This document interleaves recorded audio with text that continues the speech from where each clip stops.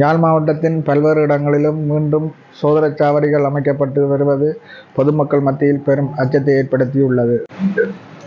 யாழ் மாவட்டத்தில் நீண்ட காலமாக அமைக்கப்பட்டிருந்த சோதனைச் சாவடிகளை அகற்றுமாறு பொதுமக்களும் அரசியல் கட்சிகளும் தொடர்ச்சியாக வலியுறுத்தி வந்திருந்த நிலையிலும் தொடர்ந்தும் அகற்றப்படாமல் இருந்து வந்தது.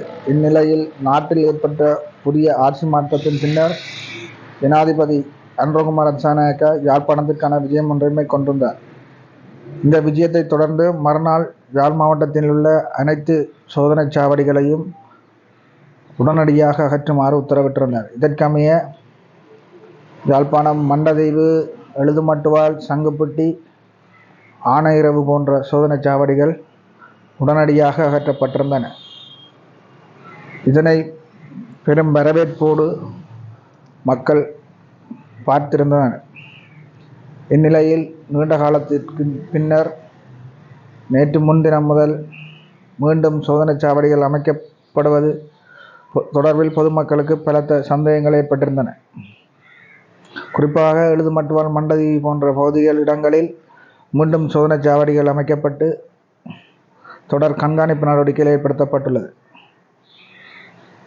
புதிய ஜனாதிபதி ஆட்சிக்கு வந்து சிறிது காலத்திலேயே சோதனைச் சாவடிகள் அகற்றப்பட்டு மீண்டும் போடப்பட்டுள்ளமை பொதுமக்களுக்கு பல்வேறு சந்தேகங்களையும் அரசு தொடர்பில் ஏற்படுத்தியுள்ளது. நீண்ட காலமாக இருந்த சோதனைச் சாவடிகள் திடீரென அகற்றப்பட்டு மீண்டும் திடீரென அமைக்கப்பட்டு வருவது பொதுமக்களுக்கு பலத்த சந்தேகங்களையும் அச்சத்தையும் ஏற்படுத்தி இருக்கின்ற நிலையில் இது தொடர்பில் பொதுமக்கள் பல்வேறு கேள்விகளையும் எழுப்பி வருகின்றனர். அரசாங்கம் உண்மையிலேயே இதனை அகற்றுவதற்கு முதல் நடவடிக்கை மேற்கொண்டிருந்தாலும் மீண்டும் அமைப்பதுதான் பலத்த கேள்விகளை எழுப்பியுள்ளது. யாழ்ப்பாணத்தில் குறிப்பாக பல்வேறு இடங்களிலும் பொதுமக்களின் காணிகளை ஆக்கிரமித்து படையினர் முகாம் அமைத்துள்ளனர். இந்நிலையில் பருத்துறையில் பொதுமக்களின் காணிகளுக்கு அமைக்கப்பட்டுள்ள இராணுவ முகாமை அகற்றுமாறு கோரி பொதுமக்கள் நீண்டகால போராட்டங்களில் ஈடுபட்டிருந்தனர்.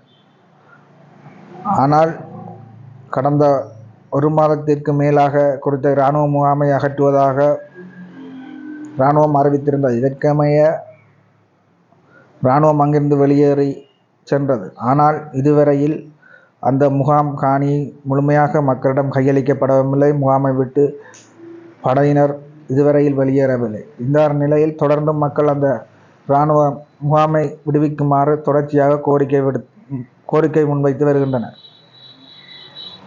எவ்வாறு வீதி தடைகள், சோதனைச் சாவடிகளை போட்டு நிறுத்தி இப்போது மீண்டும் அமைக்கிறார்களோ அதே போன்றுதான் இராணுவ முகாமையும் விடுவிப்பதாக கூறியவர்கள் இதுவரையில் விடுவிக்காத நிலைமையே காணப்படுகின்றமை குறிப்பிடத்தக்கது.